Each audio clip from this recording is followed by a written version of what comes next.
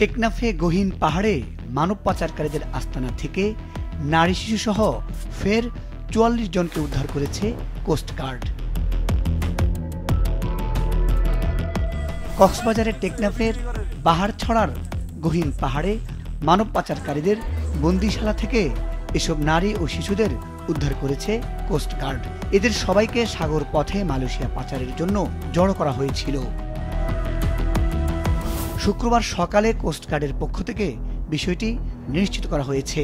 Bangladesh কোস্টগার্ডের media কর্মকর্তা lieutenant Siamul হক জানান, সাগর পথে পাচারকারী চক্র পাচারের জন্য বিপুল সংখ্যক নারী পুরুষকে বাহারছড়ার গহীন পাহাড়ে বন্দী করে রেখেছে। গোপন সূত্রে এমন খবর পেয়ে কোস্টগার্ডের একটি দল সেখানে অভিযান চালায়।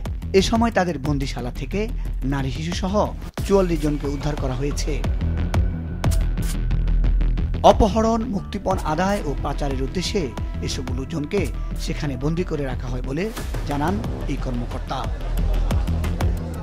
এর আগে চলতি মাসের ২ ও ৩ অক্টোবর একইভাবে ৬৭ নারী পুরুষকে উদ্ধার ও ২ পাচারকারীকে আটক করা হয়।